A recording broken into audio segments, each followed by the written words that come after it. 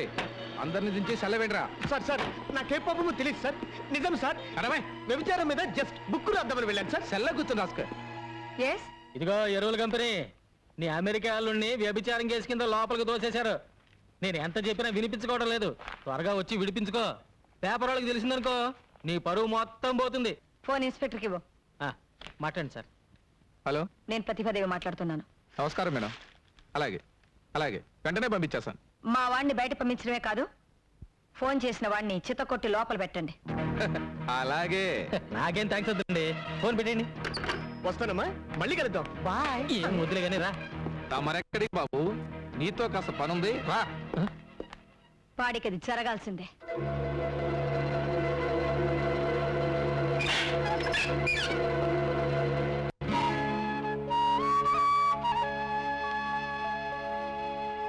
మనలో మనకు సారి చెప్పుకోవడం ఏమిటమ్మా? నిశ్చితార్థానికి అమ్మాయి లేకపోతే పెళ్లికుంటే చాలు. ఎవరు పెళ్లి? ప్రియా, నీకు సహాయం చేయడానికి వచ్చిన మనిషిని లాకప్లో పెట్టిస్తావా? నువ్వు మనిషివేనా? పైకెళ్ళు, వెళ్ళు. ఏమనుకోకండి, అమ్మ ఏదో తెలియక మాట్లాడింది. ఏమిటి నీ పొగరు?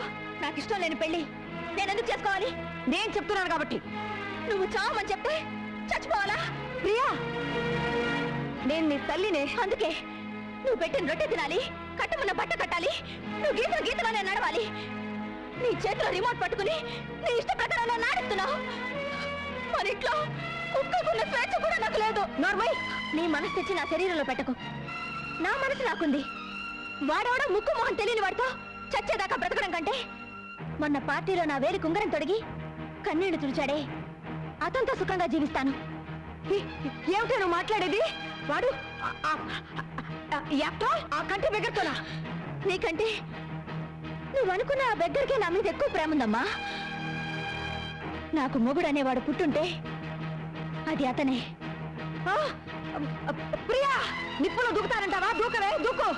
కపట ప్రేమన్నవి మోసపోతావా? పోవే. అదే నీ రాత అయితే అసలు నా కూతురే లేదనుకుంటాను, అసలు పుట్టనే లేదనుకుంటాను.